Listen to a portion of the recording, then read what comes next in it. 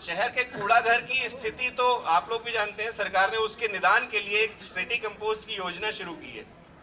आज की तारीख में गांव में भी उसी योजना को चलाए जाने की जरूरत है। वजह यह है कि जितने भी गांव हैं, आप लोग इससे वाकिफ होंगे, ज्यादातर लोगों ने अपने यहाँ पर जो घूरे हैं उसमें सब तरीके के कूड़े को एक साथ डालना शुरू कर दिया है, जबकि बहुत सारा कूड़ा जो गलता नहीं है उसको आप घूरे में डालेंगे तो घूरे की जो खाद होगी वो खाद भी खराब हो जाएगी। मानते हैं इस बात को? और लगभग सभी जगह घूरे में यही हालत है। तो उसको भी कहीं ना कहीं सचेत होने की जरूरत है। सचेत होंगे तो कम से कम इतना रहेगा कि वो चीज जो आपके घूरे में होगी उसको आप सीधे उठा के खेत में डालेंगे तो उससे आपका और आपकी जमीन का दोनों का नुकसान होने से बचेगा।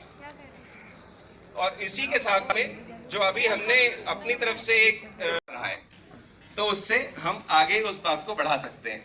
फिलहाल में एक प्रयोग हमने यहाँ गंगा में शुरू किया है, जो रिवर बेड में खेती होती है गंगा कटरी में।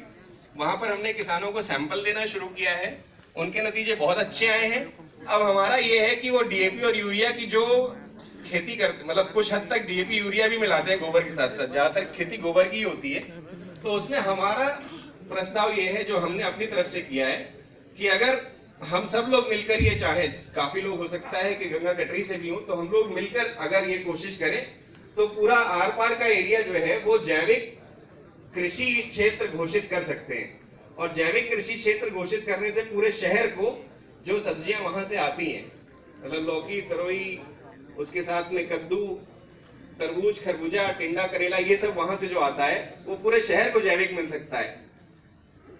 ये मेरा अपनी तरफ से एक गुजारिश है और मुझे लगता है कि आप लोगों का अगर समर्थन मिलेगा तो जरूर ये बात आगे बढ़ेगी। पूरे शहर को जैविक सब्जियां मिलेंगी और आप लोग भी अपनी खेती को जैविक अगर करने के लिए आगे बढ़ते हैं तो निश्चित तौर पर सरकार आपका समर्थन करेगी और हम लोग तैयार हैं। धन्यवाद।